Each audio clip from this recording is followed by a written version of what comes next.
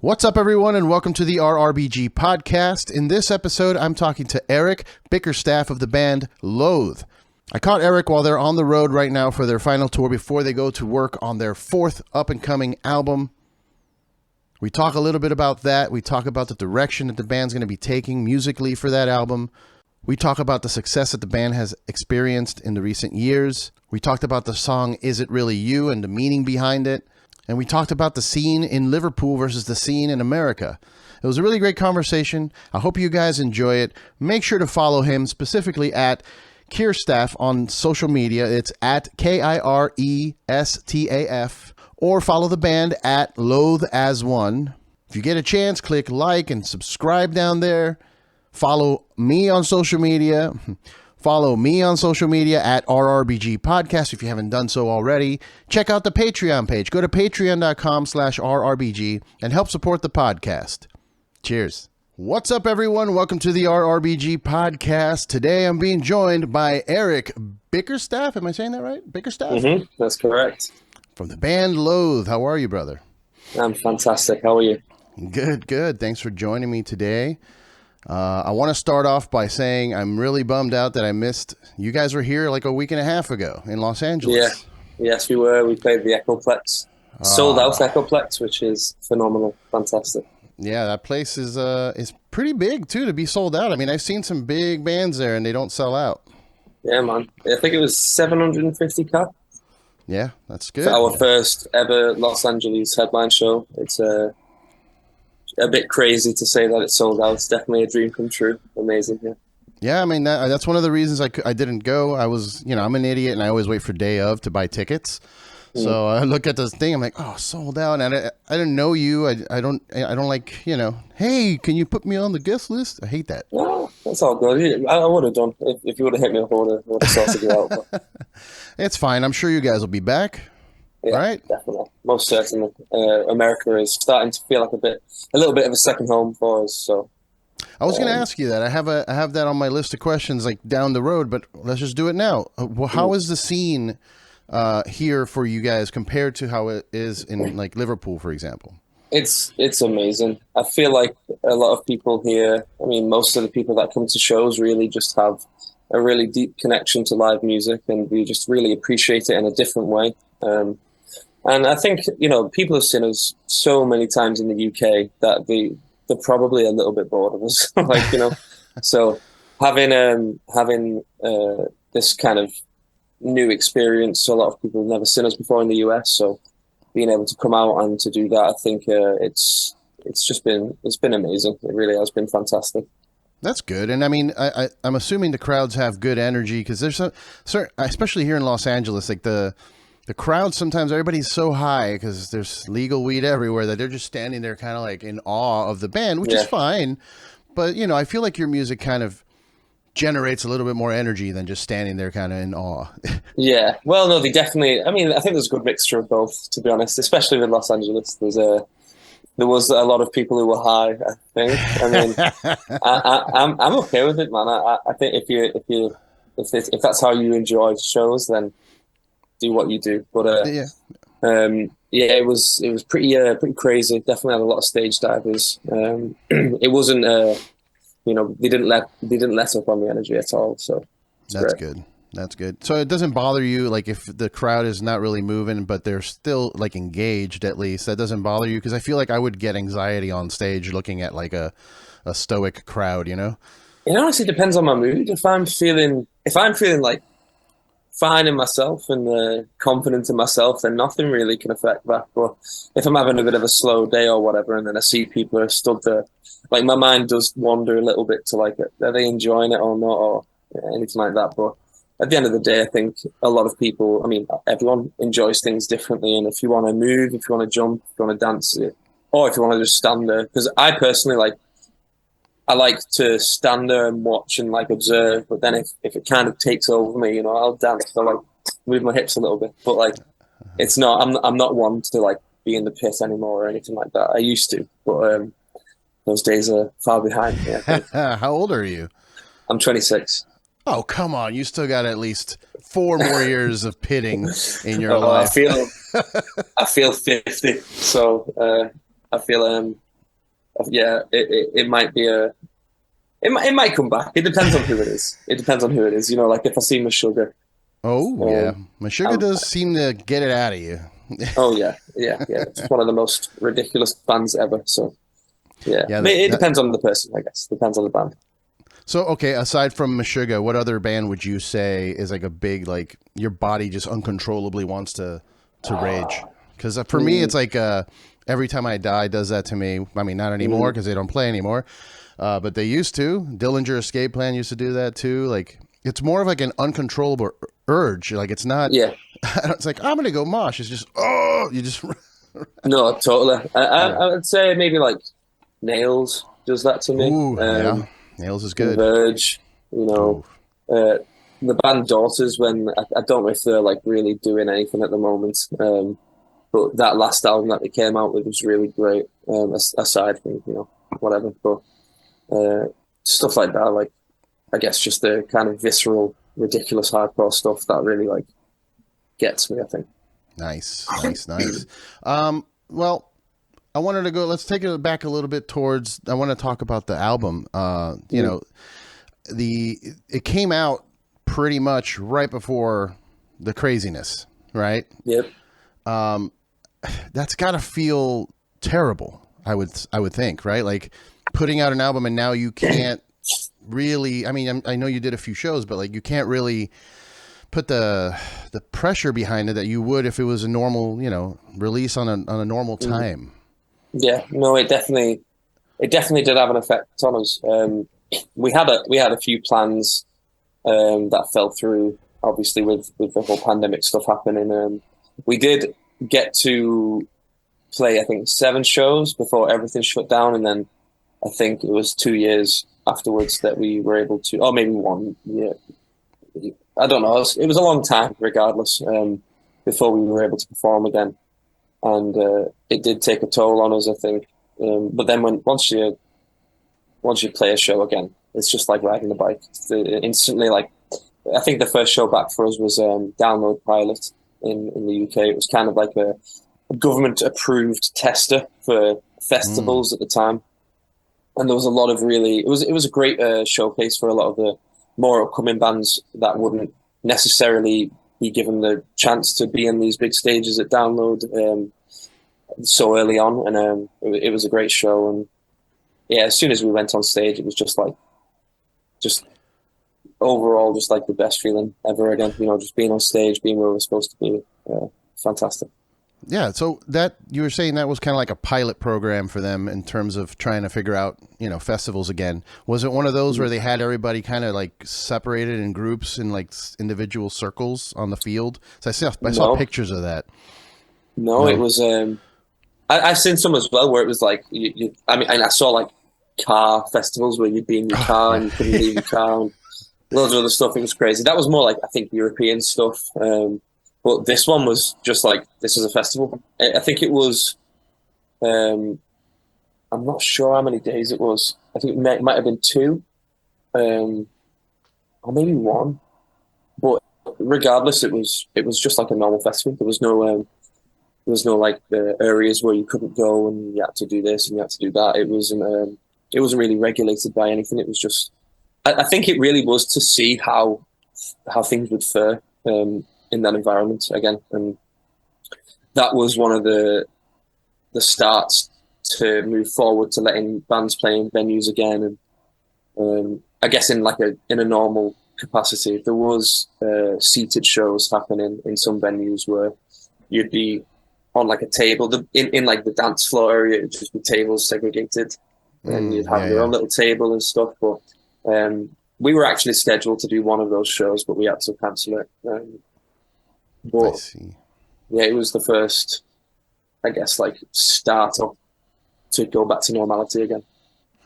Okay.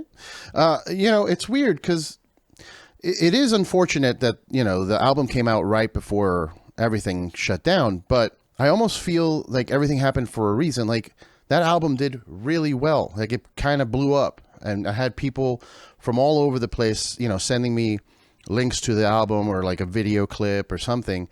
And, it's just weird to think that maybe if the pandemic hadn't happened, who knows if it would have reached those heights, right? Because I don't know. No, definitely. It's something we think about a lot. And in some ways, I feel bad for saying I'm kind of grateful for it, because I know it affected a lot of people in very negative ways. Sure, yeah. It really did kind of help put focus on the work that we put into the record. And it was just a moment where everybody was stood still, basically, didn't have much to do. So they were just focused on escapism, I guess, or, any sort of art that they feel comfortable with. And art, like our album, was there, readily available, and just was easy enough to, I guess, focus on. And it's having that for us was a big thing, because a lot of the time beforehand it was, how are we going to get people to listen? How are we going to get their attention? And it was a blessing in disguise. Was there anything in particular, like, and this is obviously no offense in any way towards the talent that's in the band, like you guys are insanely talented and the music is really good on its own, but do you think there's a specific thing that kind of catapulted the band during that time, aside from, obviously people not having much to do? Like, was there something like a video that maybe clicked and it got, pushed through the algorithm for everyone to see? Yeah, I think our song "To a Mirror" did really well. I think it maybe partially because of how different it was for us, and how different we presented ourselves. It was kind of just a bit more like one of the first times that you could see the band in just kind of like clear vision. And the song, I guess, was a bit more of a pop song. It was like an accessible sort of thing. And also Chino from Deftones shared it. So I think that kind of, that kind of like boosted, I guess, focus on the stuff. He's been a big supporter of us, and specifically that song "To a Mirror," I think a lot of people saw us from him sharing it, which again is a bit ridiculous, and it's something we're extremely grateful for. That's awesome, man. Especially, that is the vibe I got. I didn't know about the Chino thing. I got Loathe through a couple friends of mine. I think it was my buddy Joey or something like that. But the first thing I thought was, wow, this is like a newer, fresher, and more exciting version of a Deftones. Like for me, I was there for the growth of the Deftones from Adrenaline to whatever. They were one of my favorite bands. So the second I heard this, I had the same vibe. I was like, oh shit, this is exciting. I haven't heard this in a long time. So that's really cool that he stepped up and shared. Yeah, man. It's definitely something we never expected to happen, because they would most certainly, Deftones were a big influence on the record and on us as just musicians, I guess. And for it to then kind of come full circle, and for him to hear our music, let alone share it, was something that we didn't expect to happen, and it was a bit mind blowing when we did see it. So yeah, very grateful for it, and grateful for them for showing us love, because they don't need to do that. They're in a position where they can just kind of coast and do whatever they want. But it's just really cool that they kind of did that for us. Have you been on? I'm assuming you've played shows with them already. We've done one festival together, which was Download Festival, which was the first time we actually met, and that was crazy. I remember we were on one of the shuttle buses to and from stages, and we got off, and Abe and Frank were just stood there waiting to get on the bus. And Abe turns to me and he's like, "Dude, I loathe you." And I'm like, that's so crazy that he recognizes us. And then later on, we met the rest of the guys. We met Chino and stuff. And, it was a crazy, surreal experience. But I would love to, I guess, play with them in a bit more of a large capacity, touring together or something. I think a lot of people would like that as well. Oh yeah, I would like to. I would pay lots of money for a Deftones, Loathe, and Sleep Token tour. Oh yeah, that would be a good tour. it would definitely be a good tour. Yeah. That's funny, dude. Abe and Frank are the homies. Those are the guys that hang most of the time. When the other guys come out too and say what's up to people, but I've hung the most with Frank and Abe because they're the homies. Then, in 2022, you put out, like almost a year after, you put out an instrumental kind of ambient music album, Mm-hmm. which was, it kind of, like, it was great, but it was like, wow, okay, that's interesting. Like, were those songs that you had maybe worked on for the previous album that kind of you just fleshed it out later? Or did that happen just like right after you're like, oh, I have new ideas? It kind of we had the idea to do like an instrumental ambient record that kind of fulfilled that soundtrack element of the band to a bit more of a larger degree for a while.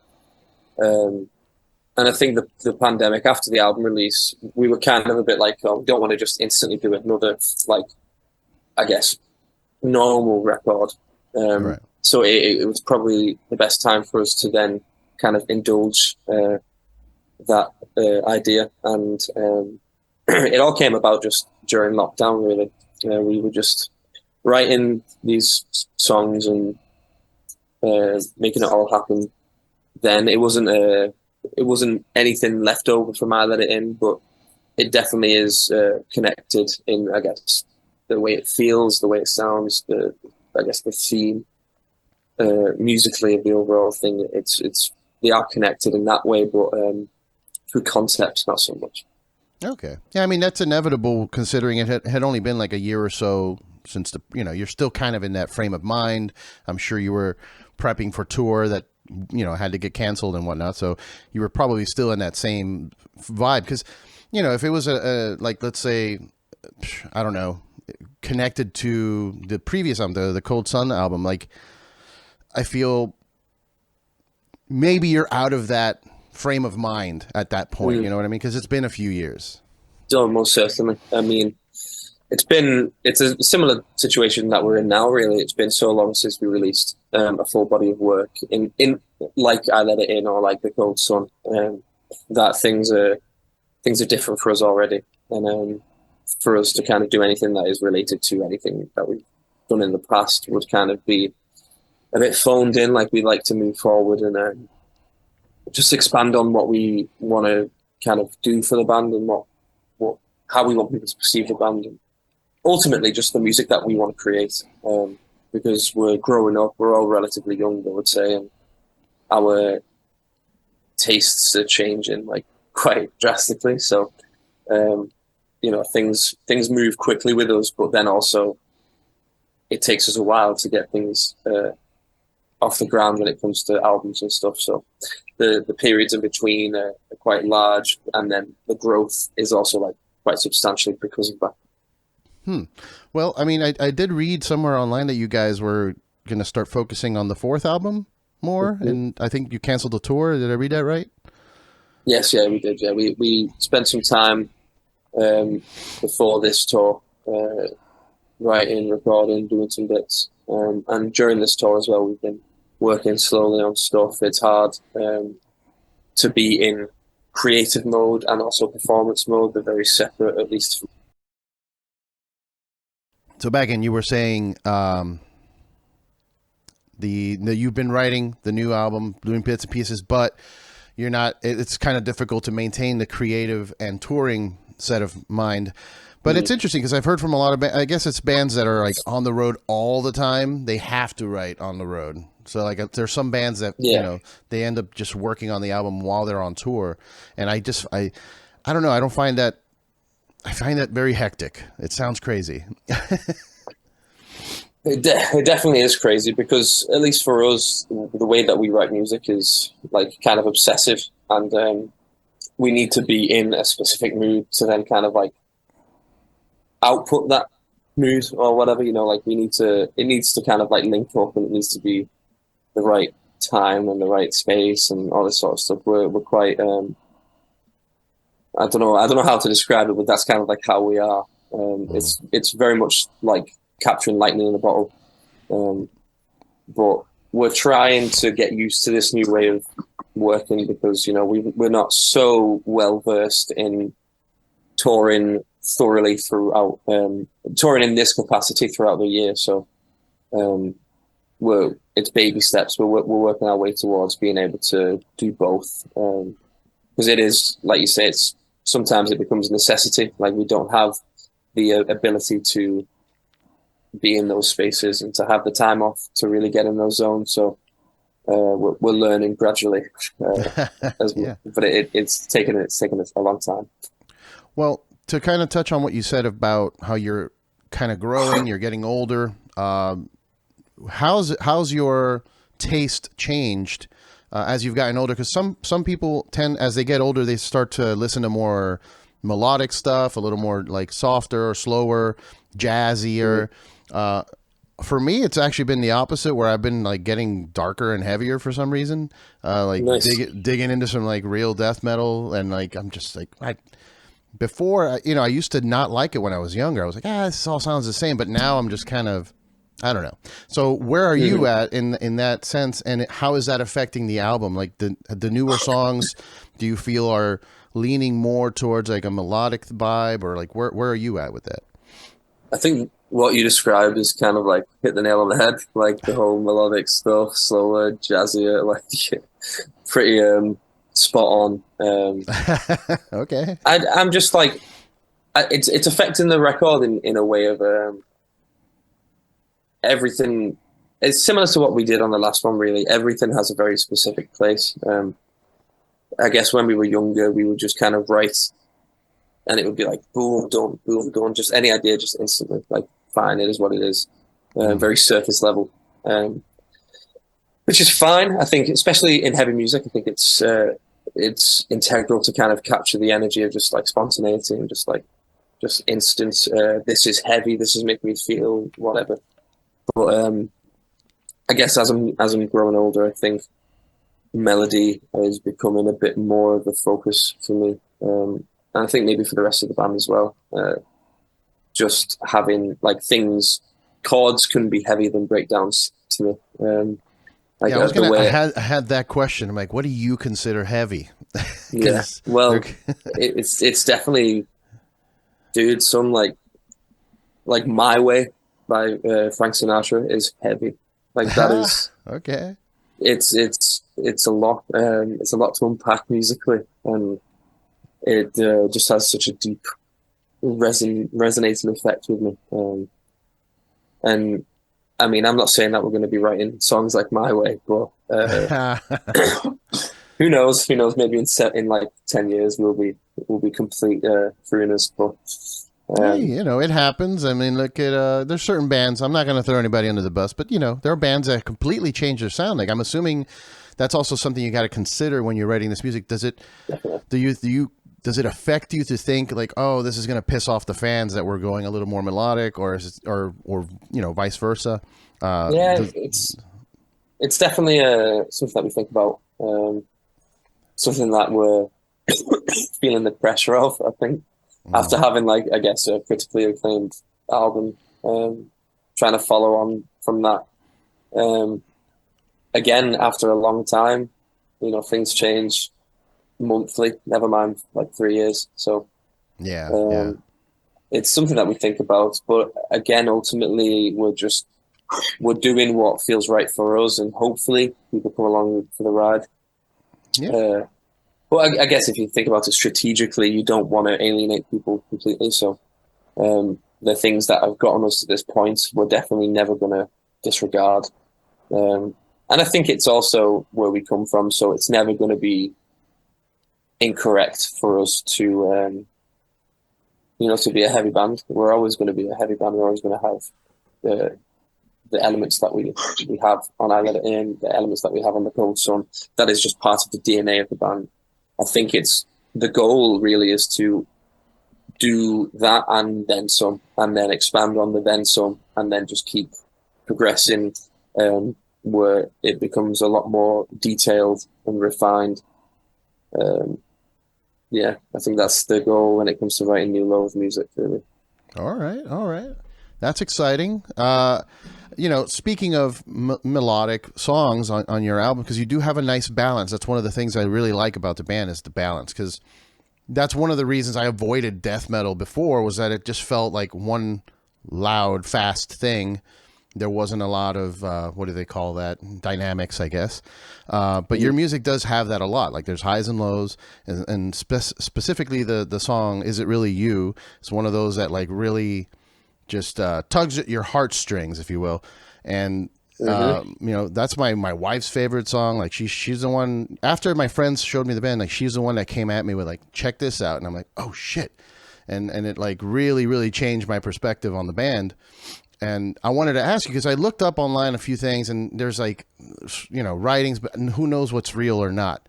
But lyrically, that song is very, very heavy. Was that, based off of a loss of a loved one, or is there anything that you could, unpack there for us? Because, I mean, the success of that song alone, like you see you guys released I don't know if it was a collaboration or a cover with Sleep Token, and other people as well have been picking up on it and releasing their versions of it. So what is it about that song that you think led to the success of it? And also, can you unpack a little bit about the subject matter? So the song is about the loss of my grandma. She was a big influence on me, I guess, to be a good person. And it was a lot of reflecting on, I guess, childhood with her, and being able to appreciate that in later life, and I guess be fond of that after you can't spend any more time with them, remembering the good times and being fond of that, and remembering the imprint on you as a person. And I guess it's just, I think it was we were in the studio in some little cottage, and I think I was just really going through it, and just feeling it really bad, and it all kind of came out in one night, really. All the lyrics, and I think we actually played a show in between, and we were on the way back, and I was writing in the van, and as soon as we got back to the cottage, I just said to Sean, our drummer, I was just like, come on, we need to do this. I've got this idea. I've got it down.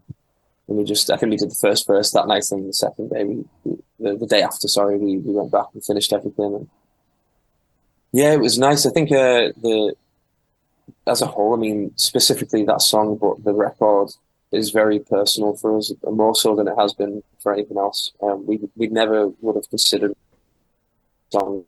I mean, we did in the first ones, but it wasn't so blatant. It wasn't so obvious. But yeah, that's what the song is about. And it's funny because a lot of people see it as like a romance song, like right, yeah. I had heard that. Yeah, but it's it's just about hopefully meeting again, and being able to say like, did all this, like, put me proud of me, all that sort of stuff. Is it hard for you performing that song every night? I mean, have you gotten to a point where you're past it, kind of like, triggering some kind of heavy emotions and just getting through it in the show? It's been hard, like, a few times, but mostly now I try and just see it in a really positive light, because when we do play it, Kadeem, our singer, he sings the chorus, and it's just so amazing to see him singing the song, and then to see everybody singing back to us, and just the positive impact that it's had on a lot of people. When that song starts, it's definitely a highlight of every single show. Nice. And it's, yeah, I just tend to like smile throughout all of it now, because it's also just a reminder that we're doing something good, and I just know that she would be proud of it, and she'd probably be happy that it's dedicated to her, about her. So that's awesome, man. I'm my condolences for your loss, but it's awesome that you're able to change, because it could be heavy, and it could potentially it could be one of those songs that if you let yourself kind of take it as a heavy thing, you may not even want to play it live anymore. You know, I've found that happens to a lot of people. Like, I don't want to keep bringing that up. And so it's really great that you're able to see the positivity and the love in it. Because, yeah, I mean, that's how I see it. It makes me, it's one of those weird songs where, like, I'm sad, but I'm also happy. Like, it's I don't know. It's a weird and very, very rare thing. So, yeah, no, I awesome. appreciate it, man. Thank you. Yeah, it's I guess, very melancholy song. You know, melancholy. Yeah, that's the word. It's nice though. Yeah. It is nice.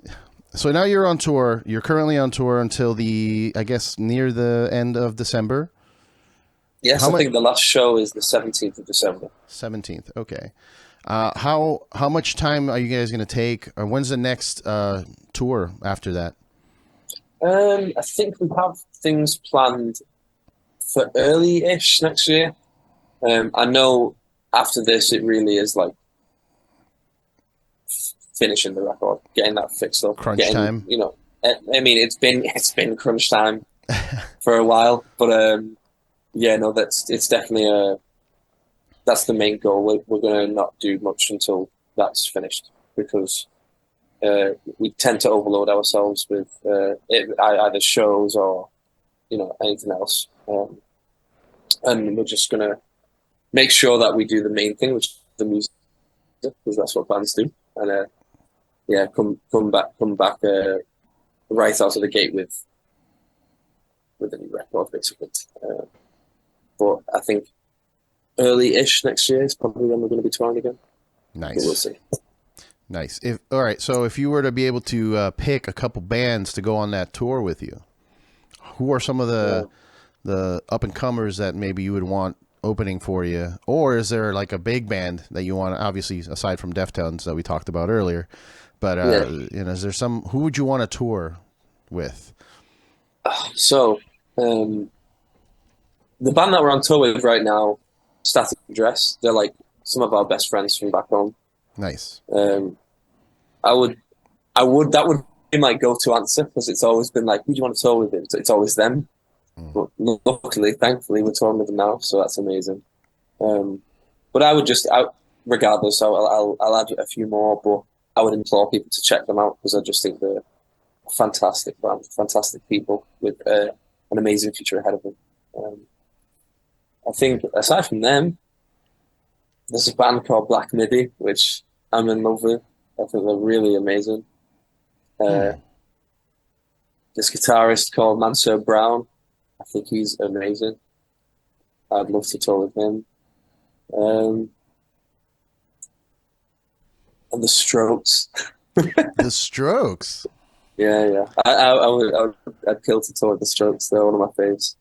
Interesting. Okay. I mean, that's a completely different vibe for the audience, but it'd be a fun tour. That's interesting. Okay. Yeah, now, definitely. Well, I mean, both Mansur Brown and Black Midi also are also not really metal. They're not. They're heavy again, but not in the distorted guitar chugs sort of way. Yeah. But, I got to check them out for sure, because I haven't heard them before. But okay. What's your favorite thing to do when you reach a new city in the United States? Like, where do you go exploring? Do you go get records? Like, what's your thing? You know, I'd love to say that I do, because I really want to. Like deep down inside, I am like, I need to see everywhere, and I need to experience everywhere. I need to experience everyone's local cuisine. Like, I need to go to all these vintage shops and stuff. But like, even this tour, we're on a bandwagon, which is amazing. We have beds and stuff. Like, I just haven't. I just haven't done it. I've just either been chilling on the bus, or you know, just about the venues. Like, yeah, I need to start doing that a lot more. Just because it's cool. It's so cool, man. Not a lot of people get to even say that we've been to America, or let alone like all the places that we've been able to visit on this tour. We did another tour. We visited different places. Like, it's definitely a blessing. It's something that I definitely don't want to take for granted, and I feel like not exploring is taking it a bit for granted. All right. Well, so okay. So what are you doing when you're chilling on the bus? Like, are you just scrolling, doom scrolling, as people call it, or are you watching? Are you watching TV? What are you doing when you're chilling? Doom scrolling. Doom scrolling. Yeah, definitely doom scrolling, and also just like I guess just shooting the shit with the guys. Like we've been hanging out a lot this fall, which is nice. We've just been like because we're in a different environment. It's not like a van where you're so close together and you have no personal space. Like we have the ability to have our own space and have like a little area where everybody can chill and we can cook. Is it a bandwagon or a bus? It's a bandwagon, yeah. Bandwagon, okay, cool. Yeah, those things are nice. Dude, we've never had anything like that before. We've done one bus tour, but that was with 5 bands sharing one bus. What? Oh God. Yeah. That sounds terrible. I think it was 5. I think it was 5 bands. Oh my! Was it 5 bands? Sharing a bus with one band is too much. Yeah, no, you're not wrong. You're not wrong. But yeah, it's been fantastic, man. We've honestly, a bunk makes an unbelievable amount of difference. Just being able to, get off stage, freshen up, and go to bed. It's so crazy to us because we've never had. We'd have some instances where it's like, oh, we got a bit more money this time. We'll get a hotel, or oh, we've got a van with some bunks in it, but it's like makeshift bunks. Like the bandwagon is like a step up. It's crazy. It's so great. That's awesome, and that's gonna hopefully doesn't spoil you. Now, if you do end up having to do another van tour, it's gonna be terrible. Exactly. I know. I did say that. I think the second day we had a bandwagon, I was like, I cannot go back to a van now. I have been spoiled. Yeah. You got to taste do of what the you comfort. Yeah. So, is there any city in the U.S. that you have not played that you are kind of wanting to? Like, is there like Vegas or something that you haven't done yet? We did Vegas on the Code Orange tour in April, which was really good. We did we wanted to go to New Orleans, but we went to Baton Rouge instead. Okay. I guess I think someone told me that it was like because Baton Rouge is more like jazz blues oriented. Like it's not really that big for metal or like any sort of alternative music sort of thing. So, but I guess New Orleans is one that we would really love to go to. I'm trying to think. New Orleans is quite a party. I mean, I haven't been there in years, so I don't know if it's still as party as it is as it was, but it's crazy. Imagine. It's crazy. Bourbon Street is crazy. It's there's a place in Florida like that in the Keys, the Key West area is kind of like that, where it's just party all the time. People on the streets, bar after bar. It's crazy. Yeah, we're in Tallahassee right now, actually. Oh, and we're playing Tampa tomorrow, I think, at the Orpheum. Oh, the Orpheum is a great spot. I like the Orpheum. Yeah, man. Yeah, the venue, like the road that venue's on, or like adjacent to, is at least when we were there in April, it was awesome. It was like it had so many shops on it, and it was so lively. There were so many people there. I think there was like bars all across it, and it had like loads of decorative stuff like across, like joining the two sides of the street. It was cool. So excited to go back tomorrow. That should be really cool.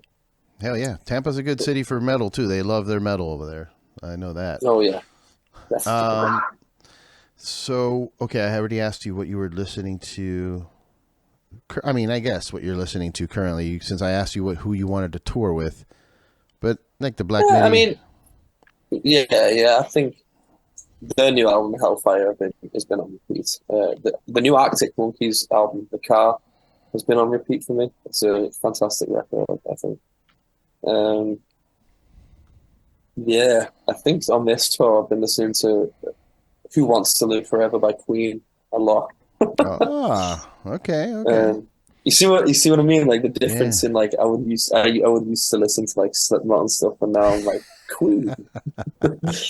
um, Well, you were younger. I mean, you're still but super young, man. 26. Like, I don't even remember what I was doing when I was 26. I know I was on the road touring, but I would just yeah, blank memory of all of it, just drinking and partying like an animal. So I don't remember most of it. So I got to tell you, like, I'm excited to hear that you're 26 because that means there's a lot more years of great music coming from you. That makes me happy. I appreciate that, man. But you need to stop acting like you're a 40-year-old man. What are you talking about quitting moshing and listening to Queen? Like, settle down.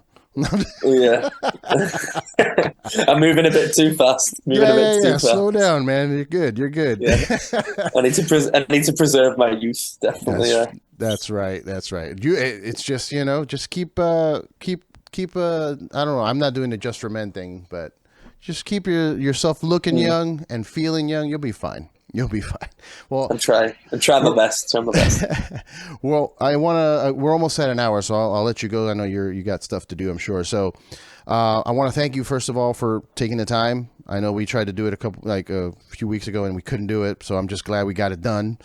Yeah, man. Let everybody know. I mean, I would tell people to follow you on Instagram, but you only have like 3 posts. I do, yeah. Still follow me. I'm quite active on the stories, I think. Oh, okay. But yeah, follow me on Instagram if you want. It's my name backwards and then a bit of my last name. Do you want me to spell it out? Kirstaf, Kirestaf. That's it. That's me. Follow the band on Instagram. Loathe1. Loathe1 across everything: Twitter, Instagram, Facebook, everything. That's kind of like our mantra. Loathe1. So you want everybody to be together in their loathing? Yeah. See, this is where the problem lies with the name Loathe. We're not influencing hatred in any way, but it's one of them. You kind of got to deal with it now. We got to deal with being called Loathe.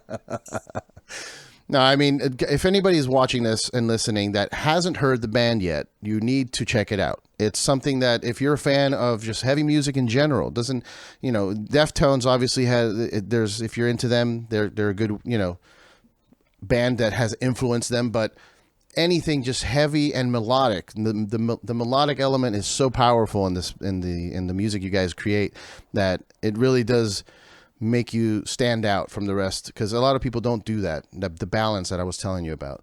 So if you haven't checked out Loathe, please go check them out immediately. Thanks again, brother Erik, for spending some time with me. Thank you. I'm hoping to catch you at the next tour. I'm again very sad I missed it last week, or a week and a half, whatever it was, but hopefully I'll catch you when you're on the run next time. 100%, man. Yeah, definitely. I'll get you a guest list this time. All right, brother. Take care. Cheers, and enjoy Tampa. Thank you so much. Will do. All right. Take care. Take it easy, man. Cheers.